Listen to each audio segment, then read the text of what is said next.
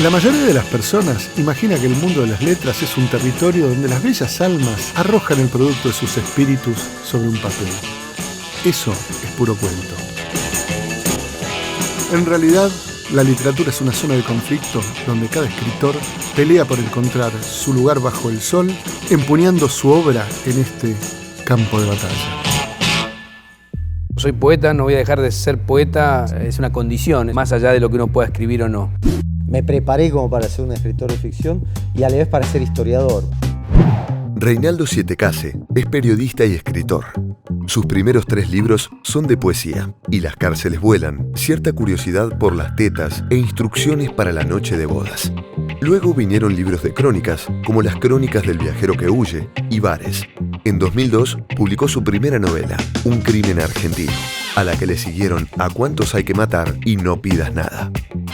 ¿Cómo se hace para ser un poeta que se convierte en novelista policial, que se convierte en periodista político? ¿Cómo te explicás a vos mismo esa versatilidad?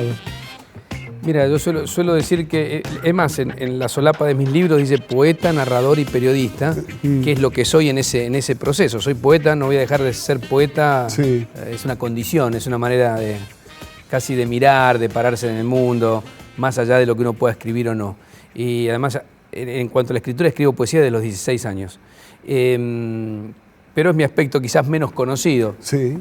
A la narrativa llego por una larga historia, siempre había estado escribiendo en revistas literarias, poesía, algunos cuentos, y llegué a la novela a partir de una sugerencia de Tomás Eloy Martínez, después de participar de un taller de la Fundación Nuevo Periodismo sobre narración periodística. Yo tenía una historia que me parecía que estaba buena, pero nunca la había publicado, un crimen cometido en mi ciudad, en Rosario, en 1980. Y en ese taller, ¿cuál es el crimen? Sí. Mira, ya va a sonar mucho. Es un crimen que se comete de manera muy singular. Es una persona que secuestra a otra y la disuelve en ácido sulfúrico. Creo que es el único caso de Argentina y hay 3 o 4 en el mundo nada más, de disolución de un cuerpo en ácido. ¿Pero se disuelven los huesos? Porque en términos legales... se disuelve, ¿no? Casi todo, porque ahí está la fantasía de que sin cuerpo no hay delito, la gran fantasía del asaltante, del ladrón, del criminal. El crimen perfecto. Exacto. Pero a mí me llamó siempre la atención ese caso porque primero fue muy famoso en mi provincia, pero además porque, digo, este tipo mata como mataba la dictadura en plena dictadura. La dictadura estaba haciendo desaparecer gente. Y a su vez el asesino termina siendo una especie de víctima de la dictadura porque para que confiese le hacen cualquier cosa. O sea, que como un tiburón cazado por tiburones, una cosa así. Claro. Y bueno, escribí ese texto de, no sé, 4 o 5 páginas para ese taller y Tomás, cuando iba a hacer la devolución, que nos hizo a todos los periodistas que estábamos allí, éramos 12, me dice, antes de hacer la devolución de edición, le quiero decir que usted tiene una novela ahí. Ajá. Y yo le digo, bueno, es una buena historia. Me dice, no dije que usted la puede escribir. Qué cruel, ¿no? Muy cruel. Pero eso fue un disparador. Dijo, la pucha, Tomás Eloy Martínez me dijo que tengo una novela. Así que me impulsó a escribir. Y es más, estuve investigando todo el caso para escribir y estaba un poco trabado. Lo volví a encontrar, te cuento esto porque sé que te va a interesar por tu oficio y por el gran escritor que sos. Y cuando me encuentro con Tomás, me acuerdo en un bar en La Biela, le digo, ¿cómo estás? Me hizo una novela. Y digo, estoy un poco trabado, le cuento lo que estoy haciendo, las entrevistas que había hecho. Tenía 43 entrevistas pautadas. Me mira y me dice, te dije una novela. Claro, no un libro de entrevistas. Exactamente, tenía una investigación periodística demasiado rigurosa. Escribí, me dice, sentate y escribí. Y bueno, pero él trabajaba las novelas y después también publicaba, por ejemplo, las entrevistas a Perón. Sí, totalmente, pero se ve que él veía que había una novela y más que cualquier otra cosa. Y bueno, eso, lo que era cuesta arriba se me hizo cuesta abajo cuando me liberé un poco de todas las ataduras de la realidad dura y pura. Así que bueno, soy novelista un poco por eso. Me empezó a entusiasmar esa posibilidad y bueno, ahora No pidas nada es mi tercera novela. Sí. Y el periodismo viene después. Mucha gente, al revés, por mi visibilidad a lo mejor en los medios electrónicos, se sorprende cuando me ve, se encuentra con un libro de literatura o se encuentra con mucho más con un libro de poemas. O a la inversa, alguien que te lee como escritor de golpe se sorprende al verte o escucharte en los medios. Puede ser, pero como viste, los medios tienen mucha presencia y yo siempre explico eso, que yo vengo de la literatura al periodismo, o sea, dirigía revistas literarias, escribía poesía y ni siquiera soñaba con ser periodista, no estaba dentro de mi eje. En un momento determinado gané una beca, la beca de Clarín, vine a Buenos Aires en el 89. ¿Qué beca? ¿Beca de qué? Hacía unas becas Clarín que eran de trabajo. Creo que eran para cubrir sus espacios de falta de gente en vacaciones, porque iba de octubre a marzo. Sí. Entonces tomaban 20, 30 chicos jóvenes del interior que venían y laburaban como locos y se capacitaban, obviamente, pero también les cubría a ellos ese espacio. No sé si no la siguen haciendo. Para mí fue muy importante porque el primer día que estuve en la redacción es como que me iluminé y digo, yo quiero hacer esto, quiero vivir de esto. La gente escribe en una nota y se van a la casa. Yo no lo podía creer. Claro, yo había laburado en una imprenta, en una metalúrgica, en un banco, y nunca, a pesar de que había dirigido revistas, había hecho cosas en la radio en mi ciudad, es como que nunca lo había tomado claramente como una forma de laburar, que era un laburo. O sea, el periodismo lo hacían otros. Exacto, no lo tenía como claro que era, y además la afinidad con la escritura, como que se me iluminó, dije, yo soy periodista, se terminó, me nazco en este momento periodista, y bueno, desde ese momento terminó la beca, volví a mi ciudad, pero ya volví decidido a ser periodista. Sí. ¿Y naciste a qué edad como periodista? ¿A qué edad? Y no sé, grande, era 26 años, 27, no era tan chico. Antes había hecho cosas, pero no había tomado como la decisión de decir, es por acá. Y el es por acá estuvo muy vinculada a que era algo que estaba muy cerca de la escritura. Sí, sin duda. Porque yo vengo, por eso siempre digo que yo vengo de la gráfica. Ahora hace años que hago radio y tele, pero vengo más del periodismo gráfico, ¿no? Sí. Hablando de periodismo gráfico, yo leí con mucho interés Kamikazes, que es tu único libro de, podemos llamarlo, investigación o análisis periodístico, sí, no sé. Es más un ensayo periodístico, ¿no? Claro, y fuera de cámara te decía lo mismo que la impresión que tengo ahora, que Kamikazes es un libro que de alguna manera inventa Corea del Centro, que no se casa ni con Dios ni con el diablo, que intenta una ilusión sostenida a lo largo de la historia del periodismo, que es la de ser objetivo, y al mismo tiempo en el sentido de contar los hechos tal como por lo menos el sujeto que escribe los experimenta, y al mismo tiempo no casarse con una línea militante. ¿Cómo te fue? Bien y mal, las dos cosas. Primero una aclaración, para mí yo rechazo la idea de objetividad. ¿Por qué? Porque creo que todos somos subjetivos, sí. Es inevitable. Nosotros dos contaríamos, no sé, hay un accidente en la esquina, salimos los dos, hacemos una crónica y la hacemos distinta. Sí, y después si la vamos a publicar, quizás nuestros medios tienen políticas editoriales distintas, uno más cerca del gobierno de la ciudad, ponele, otro más lejos, y ya condicionarían quizás el título. Sí. Es decir, siempre hay unas distintas relecturas. Lo que yo traté de hacer ahí es que tengo mi ideología, soy una persona que tiene ideas de izquierda, tengo una formación, yo no reniego mi formación marxista, de paso, le digo, por lo menos juvenil marxista. ¿Tenés una mirada marxista como los ojos de Kicillof? Una cosa así, claro, de demoníacos. No, pero, pero por lectura fundamentalmente. Sí. En mi juventud, en la facultad, siempre estaba cerca del anarquismo, todas mis ideas de mis lecturas. Ahora, esa formación me acompaña. Ahora, ¿qué veía yo y que fue casi el motor de Kamikaze, de ese libro? Que justamente se llama Los mejores, peores años de la Argentina. Sí. ¿Por qué? Porque yo empezaba a ver el surgimiento de la grieta, pero más que todo en el periodismo a mí me sorprendía que gente, por sus cuestiones ideológicas, pudiese manipular un hecho. Eso es lo que me empezó a mí generar muchas contradicciones. Sí. Porque yo no pretendo que una persona, dos personas o dos medios, no sé, Página 2 y Nación, por buscar dos antitéticos, cuenten de la misma manera. Lo que no pueden hacer es modificar lo que pasó. Es decir, una movilización en Plaza de Mayo de 200.000 personas es tapa. Sí. Después podemos escribir lo que queramos de esa movilización. No gusta, no gusta. Pero no ocultarla. No, bueno, empezó a pasar eso en la Argentina. Empezó a dejar de ser importante la verdad. Yo lo asocio al 2008, 2007, 2008 fundamentalmente. ¿Por qué marcaste Y la pelea esa? del campo, me parece que empezó una especie de vale todo. Era más importante que no sé, afectar al enemigo, entre comillas, gobierno, Grupo Clarín, lo que sea, Grupo Grande de Medios, que decir la verdad. Y bueno, a mí me generó una gran crisis en cuanto a mi profesión. Y digo, bueno, ¿dónde me paro acá? ¿Qué digo? ¿Dónde cuento? ¿Dónde me paro a contar? ¿Cómo hago para vivir sin obedecer, sería? Exacto, ¿cómo para romper esa lógica que me generó muchos problemas? Me generó que me echaran de América en un momento por la entrevista que le hicimos de Narváez.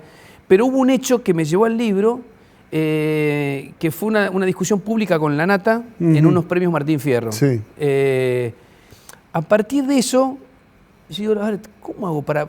Tiene que ser posible poder contar un gobierno o un momento de la historia, no objetivamente, pero con los claroscuros que tiene, con las cosas positivas, con los avances y los retrocesos que puede tener cualquier gobierno. Por eso es un periodo que va del 2003 al 2013, yo lo escribí en el 2012, 2013, digo, voy a contar en 10 temas lo que me pasa a mí con esos 10 temas, lo que yo veo, ¿no? Que, no sé, que la política de derechos humanos del gobierno yo la aplaudo y está muy bien, pero que a su vez cuestiono el manejo de guita que hizo la Fundación Madre Plaza de Mayo. O que acompañé y defiendo la estatización de YPF, pero me parece un desastre que le hayan dado la posibilidad a un grupo privado de que entre sin pagar plata. Es decir, temas que se están discutiendo ahora. Exactamente. ¿Cómo contarlo de esa manera? O sea, me parece muy infantil mirar las cosas en blanco-negro. No lo resiste la literatura, vos lo sabés bien, y mucho menos la realidad. Bueno, hay un relato histórico de Akutagawa, que es Rashomon, que se cuenta un crimen y lo cuentan 6 testigos, y los 6 testigos cuentan algo distinto. Yo me levanto a la mañana cuando leo todos los diarios en internet, leo todos para tener una idea de cómo se construye esa realidad fragmentada. Vos sabés que yo estuve muchos años haciendo la primera mañana en Vorterix y hacía una cosa cuando me decían, vamos a hacer la lectura de diario. No, vamos a enfrentar los diarios. Claro. Entonces yo hacía un juego que incluso tenía una artística, decía página 12 versus Clarín, ponele. Y entonces yo te contaba los títulos y trataba de ir jugando con esa idea, con esa Argentina tan contrapuesta, que no te sirve. A ver, el problema es que estamos en un momento donde es mucho más fácil ratificarle los prejuicios a alguien que otra cosa. La gente quiere... confirmar sus ideas a priori. Exactamente. Entonces es una tentación muy grande. Bueno, lo que llamamos la grieta, en el fondo, produce a largo plazo un efecto de brutalización de las conciencias de los sujetos espantosa. Estoy de acuerdo. ¿No? Lo único que puede hacer uno si cree en Dios es rezar para que las elecciones se terminen pronto. Sí. Y dejar de estar teniendo que optar por odiar a A u odiar a B. Totalmente. ¿No? Yo creo que además es todo muy complejo. Yo cuando cuento la política, vos sabés que discuto mucho. Me dicen, hace trazo grueso, me dicen a veces. No hago trazo grueso. Yo hago trazo fino. Intento, si tengo que contar algo que pasó, trato de... Lo que pasa es que a veces el trazo fino es contradictorio con la televisión, que a veces simplifica. Me refiero a televisión abierta, por ejemplo, un noticiero, que trata de simplificar. Pero vos tenés una cucaracha en el oído y tenés al productor que te grita, apurate. Ah, bueno, eso suele ocurrir. Sí, esos fenómenos, puedo contarte 1000 historias de esas. No tanto ahora en noticiero, porque yo hago una columna, entonces como es más pequeña, pero cuando hice programas hace mucho, o cuando te dicen, che, largalo porque no mide, y a lo mejor estás entrevistando a un tipo que es brillante, pasan esas cosas. Pero bueno, volviendo a lo que vos decís, y te agradezco porque sos el primero que lo dice, creo que Kamikaze de alguna manera abre esa discusión. Inventa Corea del Centro unos 10 años antes de que exista. Exactamente, o por lo menos dice, che, pará, yo me voy a parar acá para contar, me voy a parar en este lugar a contar lo que está pasando. Después, a mí no me parece mal igual que haya periodistas militantes, que cada cual cuente como quiera. Bueno, el periodismo en la Argentina nace militante. Totalmente. Nadie le iba a objetar a Mariano Moreno que dijera lo que quería en su Gaceta. Por supuesto. Y La Nación se llama... Mitre la fundó como una tribuna de doctrina. Totalmente. Por lo tanto... De ahí hasta llegar a Rodolfo Walsh. Yo no, estoy muy lejos de tratar de decirle a alguien cómo tiene que hacer el trabajo. Mencionaste a Rodolfo Walsh, tal vez hablemos de esto en el segundo bloque como más extenso. Pero en tu literatura, ¿el periodismo de investigación con escritura de Wolf te produce alguna marca? Sí, claro, bueno, obvio. Para mí Walsh es una referencia indudable, es fundamental. Mira, a veces le digo a los estudiantes de periodismo, todo lo que hay que saber sobre periodismo está en el prólogo de Operación Masacre. Como de un dato, Rodolfo Walsh dice, che, hay un fusilado que vive. Sí. ¿Dónde está? ¿Quién es? Y lo sale a buscar. Eso es periodismo. Periodismo de investigación es contar algo que alguien no quiere que se cuente. Claro. En Walsh además hay un elemento raro, digo, junto con perdón de esta inmodesta crítica, una megalomanía evidente. Lo que hay es que esa megalomanía está puesta en el lugar de decir, yo solo investigué lo que nadie quiso investigar. No investigó la policía, no investigó la justicia. Lo hago yo. Lo hago yo. Y yo les cuento cómo fueron los hechos. Sí, está bien lo que decís. Está bien, eso es pertinente. Lo que pasa es que a su vez es de un valor extraordinario. Exactamente, es un acto fundante. Es un acto fundante y un acto en el cual él termina dando la vida, es decir, en su continuidad tras la carta de Wells a la Junta Militar. Pero sí, es una referencia indudable. Yo me siento más cómodo, ya te digo, en la literatura que en el registro periodístico, de todas maneras. Por eso digo que es mi único libro periodístico y que tuvo que ver con eso, con decir, miren, muchachos, se puede. ¿Cuál fue mi objetivo? Lo escribí en 6 meses, Kamikaze. Digo, miren, se puede contar. En ese momento eran 10 años. Estos 10 años, sin la lógica buenos y malos, claro, imperante. Fíjate, lógica que desde el gobierno ahora se vuelve a imponer. En esta elección se juega la democracia. En esta elección se juega la libertad. Marcos Peña la semana pasada. Se juega la democracia, es una elección, muchachos. Si el sistema democrático tiene este nivel de dramatismo, no sé, me parece raro. Habla bastante mal de nosotros, me parece. Es que, mira, el otro día escuché fragmentos del discurso de Espert en la tribuna y yo me quedé muy impresionado por la violencia verbal y el brutalismo deliberado de su discurso. Entonces, y yo vi un fragmento, y después alguien me dijo que además había representado la función de boxeador. Entonces, después de escucharlo eso, pensé, es peligroso porque puede llegar a ser payasesco. Hitler también era payasesco. Sí, claro. Entonces, y puede ser que sea un acto de representación deliberada, pero en esos actos de representación hay espectadores, y hay espectadores que confunden la ficción con la realidad. Está bueno, en el próximo bloque seguimos hablando con Reinaldo Siete Case, y ahora solamente de novela.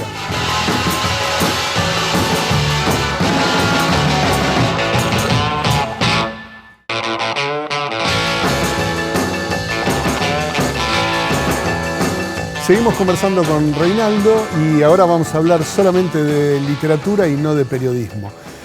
¿Hay para vos alguna sensible diferencia entre el acto de escritura poética y el acto de escritura novelística? Digamos, el poeta mira con desconfianza al novelista policial y el novelista policial dice, estas son cosas de almas sensibles.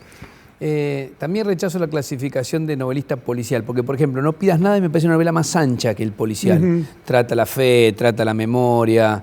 Sí, bueno, una novela negra podría ser, pero sí. y hay crímenes, hay muertos, así que pero yo trato de que sea un poco más ancha la visión.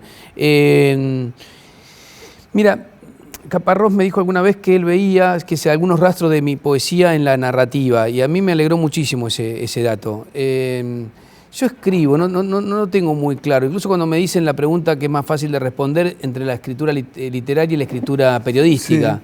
Sí. Yo escribo igual, con la misma intensidad, el mismo entusiasmo, las mismas dificultades, la misma pasión.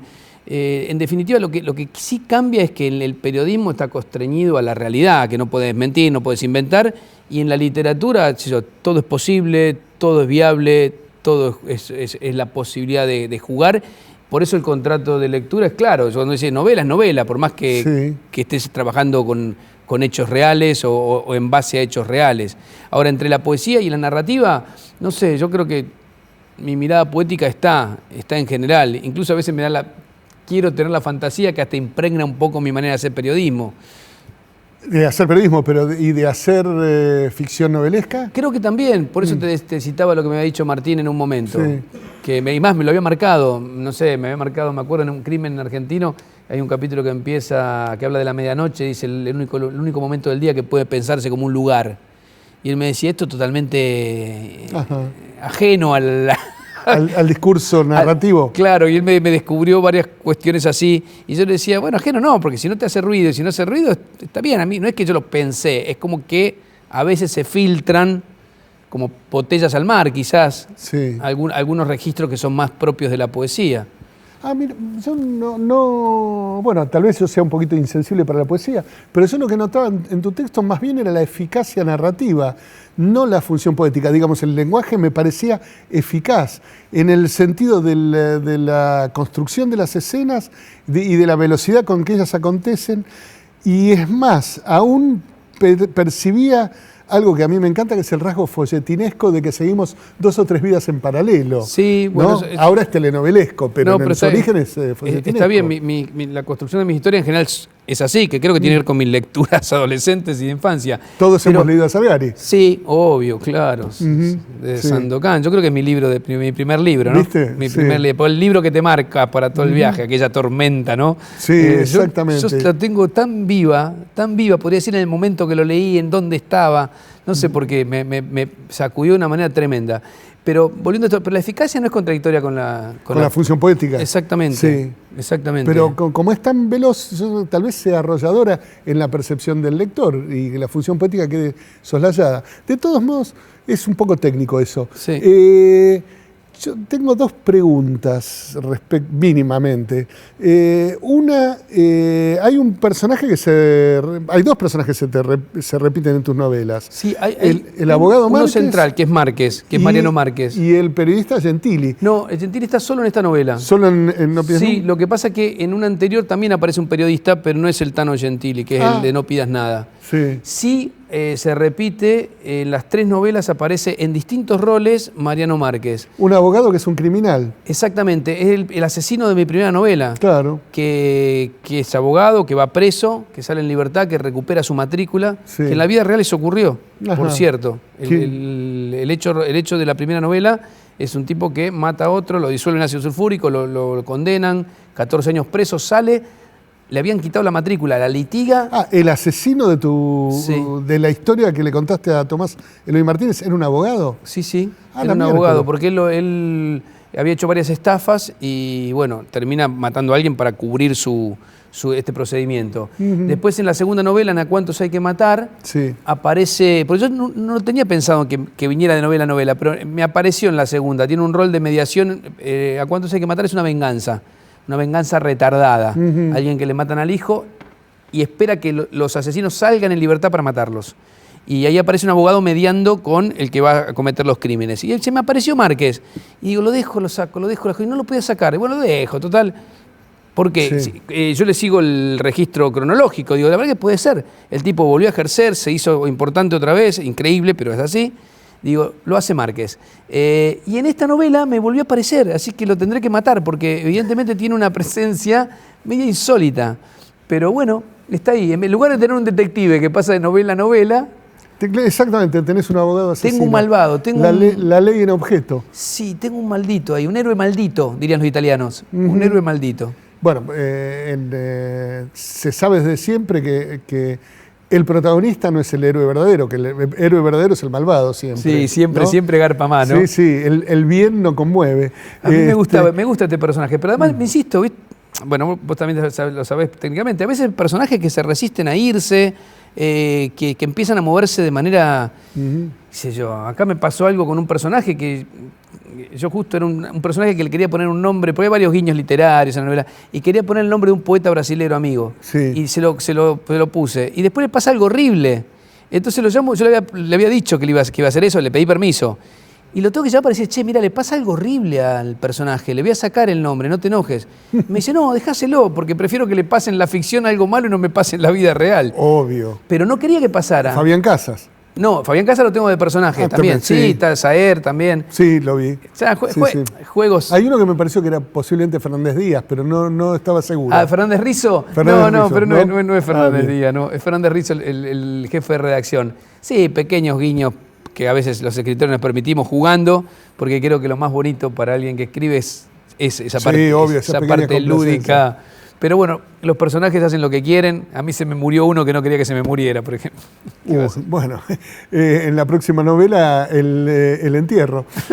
¿Por qué no? ¿Por qué Bueno, escúchame, ¿qué libros nos podrías recomendar para leer a los ávidos espectadores? Yo leo de manera muy desordenada lo que me va llegando, llega demasiado incluso a veces. A mí me entusiasma mucho Alessandro Barico, es el autor de Seda, Sí. La última novela es La esposa joven, pero quiero recomendarles un policial de Barico que debe tener 100 páginas, que es extraordinario, se llama Sin Sangre. Sin Sangre. Una novelita muy oscura y a su vez muy luminosa en el final, ¿no? Tiene que ver con crímenes muy brutales y con una suerte Me interesa mucho la piedad. Y tiene que ver con ese tema, con la piedad. Es una de las cuestiones que estoy repensando mucho, la posibilidad de quizás una visión, yo que no creo en nada, esta cosa misericordiosa me parece lo más bonito que tienen las religiones. Claro, la practican poco ellos Obvio. también. La Sí, practican sí, más bien poco. practican Y si lo tuviera que contrario. nombrar autor argentino, no terminamos más. Pero acabo de leer, que leo bastante retrasado, Las aventuras de Achina Iron, que me gustaron mucho. De Gabriela Cabezón De Gabriela Cámara, Cabezón sí. Cámara, por ejemplo. Ujú. Y he leído, bueno, me la paso recomendando Rabia de Sergio también, de Sergio Sergio Vicio, sí. Pero bueno, estaríamos un largo rato. Bien. Bueno, te agradezco, Reinaldo, que hayas venido. Fue un placer tenerte. Y no se vayan, como se dice siempre, porque ya viene Marcelo Larraqui.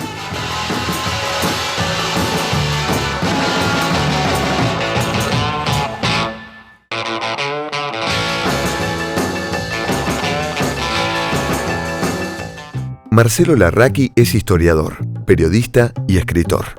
En sus libros se dedicó a estudiar los años 70. Publicó en el 2000 una biografía de Rodolfo Galimberti y 3 años después la de José López Rega.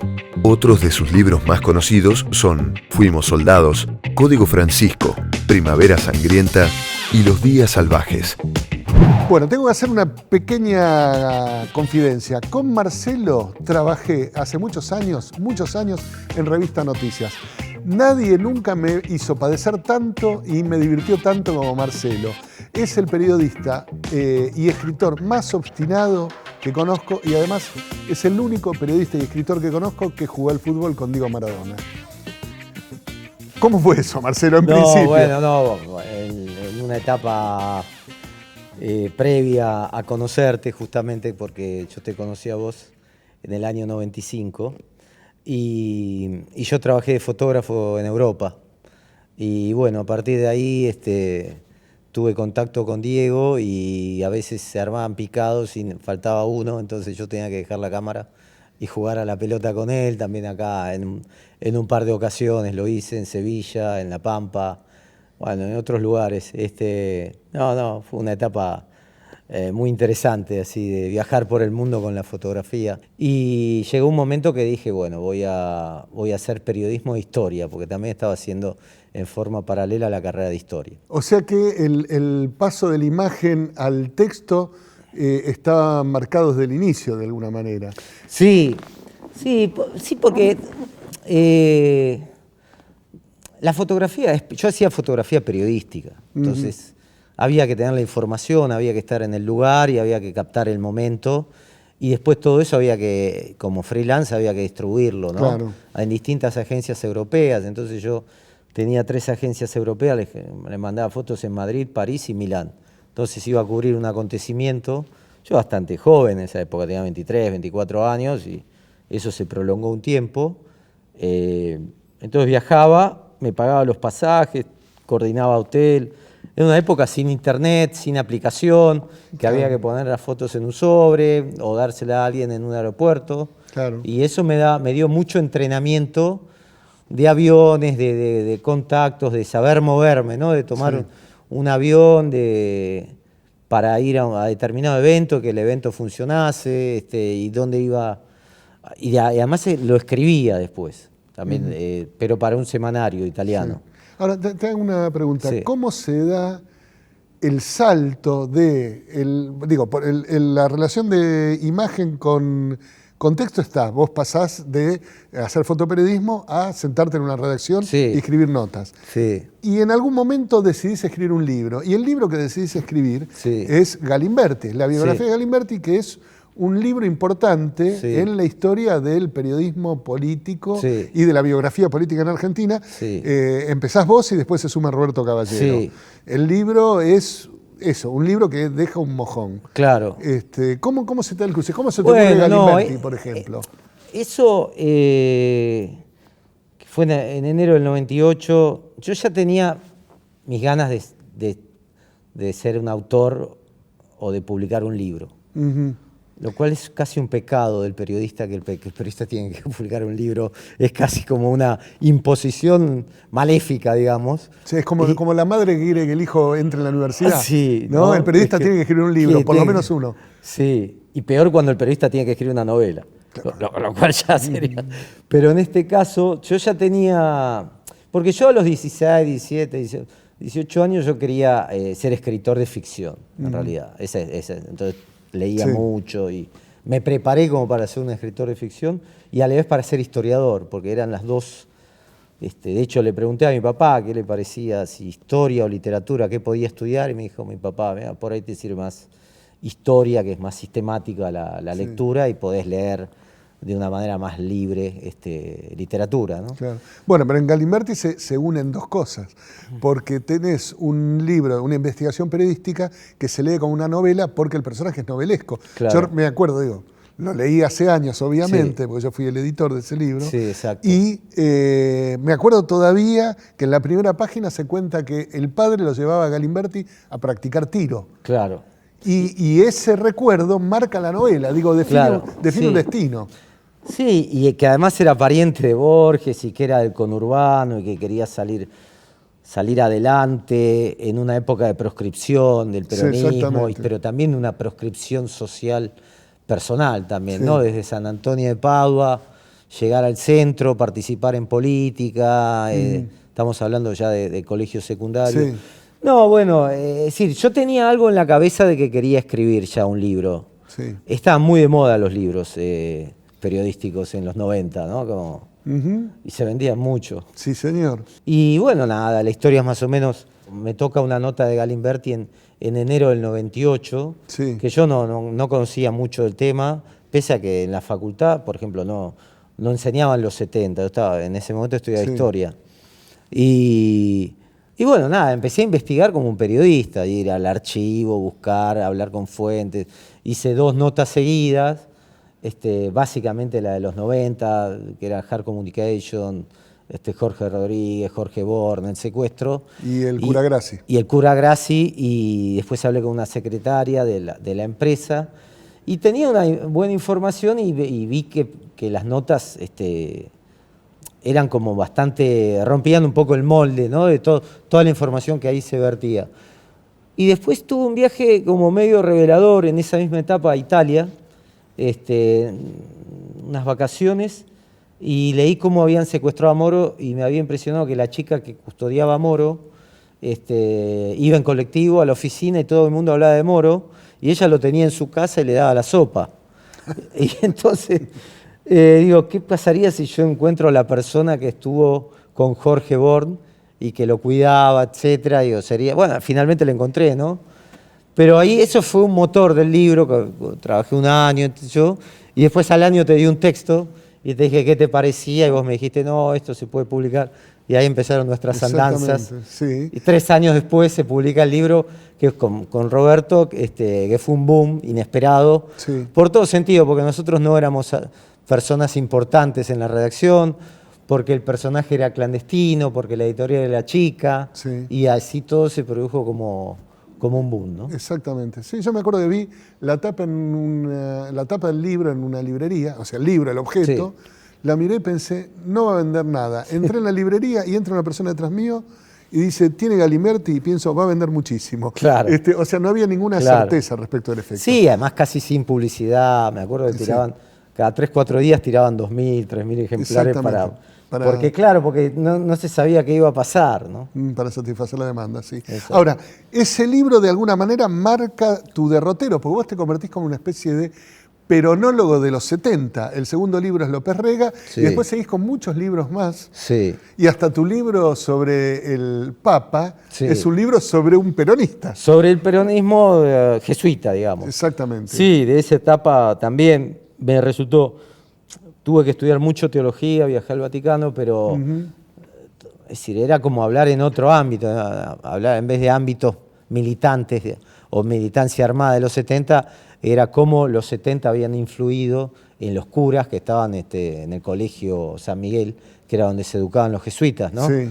Entonces, no estaba hablando de cosas muy distintas, si bien la Iglesia no es un partido político, pero sí tiene mucha cercanía militante, digamos, ¿no? Más que nada en los 70. Hace 20 años, o 19 años que se publicó por primera vez Galimberti, pero hace más de 20 años que vengo trabajando en libros. Ahora me cuesta menos hacerlo, es decir, que tengo el oficio. Sí. Encuentro las historias, estoy en una etapa que, si lo miro retrospectivamente, si bien el camino fue inesperado, después todo esto, como decís vos, el derrotero más o menos fue esperado, porque yo encontré en la violencia política una forma narrativa, ¿no? Una forma narrativa que a mí me interesaba. A ver, profundizar un poquito en eso. Y claro, es esa especie de ir avanzando en el conflicto, presentando todos los obstáculos y los escollos y llevando el conflicto hasta su máxima expresión, que es una manera también de entender la historia argentina, ¿no? Sí. Es decir, ¿cómo entendemos la violencia política? ¿Como una anomalía? No, casi como una identidad en la historia argentina, desde el siglo XIX, el siglo XX, sí. Bueno, hasta la democracia, porque la democracia de alguna manera se ocupa de canalizar los conflictos más vibrantes, ¿no? Que es el de la violencia armada. Claro, o sea, la democracia abre grietas, pero no trincheras, Sí, momentáneamente, bueno. por lo menos. Sí. Grietas verbales muy intensas, muy irracionales, y la violencia en el caso de todo el siglo XX, después escribí Argentina, un siglo de violencia política, donde ya veíamos que desde el propio radicalismo, Irigoyen, también iban a asaltar comisarías o a robar armas al ejército, sí. o traer gente del ejército a hacer una revolución, o que Leandro Alem tenía un plan revolucionario para secuestrar a Juárez Celman y a Roca antes de la Revolución del Parque. Entonces vos decís, ¿cómo? Pero republicanos querían votar, y bueno, pero si tenían que secuestrar al presidente, lo iban a hacer. Exactamente. Y estamos hablando de 1890. Sí. Bueno, después terminé la carrera de historia en forma paralela, y eso me dio mucho más bagaje, así, tiempo de lectura, básicamente, ¿no? De horas sí. de mucha lectura, pero lo mío, de alguna manera, en lo que yo me siento cómodo es como contar una historia, que es lo que a mí me interesa y me atrae, y con los personajes Galimberti, López Rega o Fuimos Soldados, mismo Primavera Sangrienta, que tiene bastantes escenas también de violencia y de cárcel. Es un lugar donde yo, se puede decir que me desempeño con comodidad. Te desempeñas con comodidad en la violencia, en el relato de la violencia. Sí. Bueno, en Primavera Sangrienta me llamó mucho la atención diría que un detalle que ilumina toda la novela. Hay en la cárcel hay un grupo de militantes del ERP que obviamente son más rígidos y doctrinarios que los montoneros, y cuando hay algún integrante del ERP preso que comete una desviación ideológica o doctrinaria, lo castigan dentro de la cárcel. Sí, esto está bueno. ¿No? Sí. Y bueno, sucedía, claro, una regla interna. Claro, un infierno concentracionario. Bueno, sí, pero igual vos leíste Primavera y no era la etapa no era un campo de concentración la cárcel, ¿no? Digo, era mucho más cómodo dentro de todo, por lo menos hasta Trelew, que fue que ahí ya cambian las reglas de juego, y ya en Rawson y en Trelew y en Villa Devoto, pero sobre todo en Rawson, después de la fuga de Trelew, ahí cambia el esquema, ¿no? Sí. Pero en la etapa previa tomaban la cárcel como una escuela militante, una escuela de vida. Yo me acuerdo que hablaba con una fotógrafa, Sanguinetti, y le digo, pero te condenaron a 5 años. Cuando te condenaron, digo, ¿vas a ir 5 años presa? Dice, no, para mí era como una legitimidad de mi lucha, que me condenaran a ir preso, ¿no? Estábamos hablando en el Camarón en el año 71, etcétera. Además estaban todos tus compañeros en la cárcel. Confundía la cárcel con un club. Bueno, vos siempre fuiste así como lo tomaste. Sí, es un comentario un poco cínico, sí, pero... No, siempre te lo entendí igual. Pero no tenía que ver con la realidad de las cosas. No es que era un club, pero era un espacio militante, ¿no? Es decir, que te aferraba al compromiso, ¿no? Sí. Y entonces, bueno, nada, la cárcel en esa etapa era eso, más otra, que ahí lo dicen, no cantar, ¿no? Que te torturan y no cantar, ya también era un lugar heroico. Si cuando salís y no cantaste, ya salís con una medalla. Te estoy contando cosas que a mí me contaron. Sí. Bueno, Primavera tiene muchas fuentes y muchas entrevistas, viajé bastante no te diría todo el país, pero Rosario, Córdoba, Gran Buenos Aires, fui a buscar gente que nunca había hablado y yo también disfruto de las fuentes orales, ¿no? De ir a sentarme a charlar y a tomar charlar mate. y claro, porque yo casi que voy por los detalles, no me sorprendo con lo que me cuentan, porque más o menos lo sé, pero me gusta cuando me ofrecen detalles que no tenía y me permiten ir uniendo la historia, ¿no? Esperá, después del corte vamos a hablar de eso. Seguimos en campo de batalla, enseguida volvemos.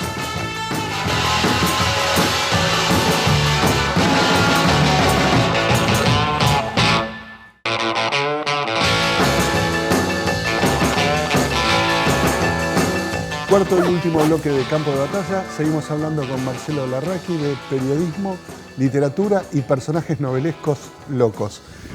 Tu segundo libro es López Rega. Sí. ¿Por qué lo elegiste a Lópezito? Bueno, López era, conversándolo con vos también, Sí. me recuerdo un personaje muy... En esa etapa no había mucha información de López, solamente unas... históricamente no había información histórica. Había sí caracterizaciones de él. Mi gran tarea en esa etapa fue salir de las caracterizaciones e ir a la profundidad del personaje. Y me parece que es un gran libro que después lo fui reeditando, actualizando. Ahora terminó siendo López Rega, el peronismo y la AAA, porque trabajaba mucho sobre Perón y sobre la AAA y como que recurría a la biografía de López. Viajé mucho con este libro, fui a España, a Italia, A Brasil también. a Estados Unidos. A Brasil finalmente no llegué a ir, iba a ir a Manaos, que había una gran fuente, pero finalmente la hice muchas horas de teléfono, pero sí a paso de los libres, donde López se había educado espiritualmente. Tomé clases de esoterismo. Fue un gran desafío este libro después de venir de Galimberti. Y me gustó escribirlo también, encontrarle el tono al personaje, no convertirlo en una novela, ¿no? Mantenerme como historiador, porque para eso estaba la novela de Perón, digamos, claro, donde ya trabaja la ficción de López, y entonces yo traté como de descomponer esa ficción y llevarlo a la no ficción, ¿no? Sí. Básicamente. Y a lo largo del tiempo, digamos, haciendo una especie de balance de vida y obra, Sí. ¿tenés la impresión de que sos la clase de escritor / periodista que imaginabas ser cuando eras chico y le preguntabas a tu papá por Sí. tu futuro destino? Y más o menos, me gusta lo que narro, me gusta lo que escribí, el tema me vino de casualidad, porque no eran estos mis temas. Yo descubro estos temas a los 30 años, Sí. el tema de la violencia política. Yo como historiador, yo me formé como historiador para acompañar mi carrera de periodista, Ajá. para ser un periodista más sólido, y porque me gustaba leer. Y como periodista, es decir, me gustaba alternar, cruzar de andarivel, ¿no? Leer historia, Sí. y leer a Roberto Ar, a Piglia, a Cortázar, Osvaldo Soriano, que son lecturas más periodísticas, ¿no? No son lecturas extremadamente literarias, digamos, ¿no? Por lo menos para aquella época Sí. eran todos periodistas, digo, Soriano, Ar, no Piglia, Sí. pero... Sí, bueno, Bueno, Piglia García- tiene una novela policial que Sí. es Plata Quemada, que es la violencia. Sí, pero a mí me marcó mucho Respiración Artificial, Ajá. que el personaje era historiador. Sí. Y todos los cuentos de Piglia, de Nombre Falso, etc. Y Soriano es esa libertad, ese desparpajo, esa ironía. Y Roberto Ar, también ese rencor social, ¿no? Que tenía en sus miradas, desde Las Aguas Fuertes hasta la novela, y esa representación de los años 30 que él hace, de la corrupción y de... Claro, bueno, Los Siete Locos es política, folletín y paranoia, ¿no? Claro. Da una fórmula genial. Una Sí. novela rusa en Argentina. Bueno, a mí Ar fue el gran maestro, digamos, mío. Es un maestro con el que podés dialogar a través de los libros, pero a mí me interesó mucho eso. Ahora, si vos me decís, ¿era esto lo que esperaba? Y no, yo pensaba que iba a ser un escritor de ficción. Ay, ¿quién te lo prohíbe? No, todavía tengo tiempo de hacerlo, pero... Venía a mis talleres. Puede ser. Un poco tarde. No, puede ser. De hecho, siempre tengo como alguna idea, pero quizá no me animo a hacerlo porque también porque ahora es como que la no ficción es el lugar más cómodo, pero llega un momento que estoy también trabajando en guión y todo ese tipo de trabajos que también me gusta mucho, el cine y las series, y estoy como incursionando en ese género, que ya hice justamente que se produjo y se pasó acá, 9 milímetros, Ajá. que fue una serie de ficción que se hizo en el Canal de la Ciudad, y ahí eso me gustó bastante y es una buena forma de volver. Pero tampoco tengo esa ansiedad, ¿no? Lo que el tiempo te hace perder, en mi caso, en la mayoría de los casos supongo, es la ansiedad por conquistar algo o tener algo más. Digo, voy a hacer los libros que tenga que hacer, o si hago una novela la haré, o si escribo no sé, una película, sí, pero no esa obsesión de la que vos mencionabas, que funciona como un motor también, ¿no? Sí, cuando te escucho yo no sé si estás maduro o, como dicen las modelos, estás en tu zona de confort. O derrotado. No, derrotado no, pero como aceptando. De los años juveniles recuerdo que no había manera de pararte. Sí, yo era como el toro salvaje. Exactamente, un demente. Sí, exactamente. Sí. Bueno, pero había que agarrar, Galimberti era un libro que llevó 3 años, había que ponerse encima de ese libro. Sí. Y yo veía ahí una gran historia que había que ir a fondo. Siempre recuerdo un periodista que no voy a mencionar que hacíamos la broma, va a fondo con los que no tienen nada, ¿no? Y si iba a buscar la investigación sobre los que no tenían información, ¿no? En este caso, Galimberti, habremos visto casi 400 personas. Sí, recuerdo. Y López también, ¿viste? Era una cosa, imparable. Era una ciénaga. Vos mencionabas hace un rato los pies de página de López, y era una ciénaga. Yo empezaba a escribir y me metía en un pie de página y pasaba todo el día escribiendo ese pie de página. Sin duda. Era como un laberinto, ¿no? Entrabas en una ciénaga y cuando salía el pie de página era casi un festejo, ¿viste? Sí, claro. Salir a tomar aire, ¿viste? En el texto. Escúchame, ¿qué vas a recomendar ahora como libros para el programa, para los espectadores del programa? Sí, bueno, traje 2. El corazón de las tinieblas de Conrad. Bueno, mirá, lo tengo desde los 80 más o menos. Lo leí un par de veces y después tiene un maridaje perfecto con la película Apocalipsis Now, ¿no? Entonces, si bien toma, este es un viaje de Londres al Congo belga de un marinero, acá, bueno, ya la película es, el viaje es por la guerra de Vietnam en búsqueda del coronel Kurtz, ¿no? Sí, exacto. Y me gusta el tipo de descripciones que hace y la representación del mundo colonial, ¿no? Del Congo belga, y del infierno, de la locura. Yo justamente estuve ahora en Londres un tiempo, que era una ciudad que quería vivir, y bueno, y tuve esa oportunidad de ir a vivir, y ves gente de todo el mundo, completamente cosmopolita, y ves de todos los lugares que ellos han ido, los encontrás ahí, a la vuelta de la esquina, de la India, de Hong Kong, de Pakistán, y eso te da un mundo colonial, un regreso del mundo colonial de otra forma, ¿no? ¿Y el otro libro? Y el otro libro es de Roque Larraqui, que es La Comemadre, creo que es... me animaría a decir que es el mejor escritor argentino. ¿Qué es tu hijo? No es mi hijo. No es mi hijo, es mi primo. ¿Es tu primo? Sí. Yo leí otro libro de él, no me acuerdo el título, pero es buenísimo. Ectoplasma. Claro, pero este libro Buenísimo.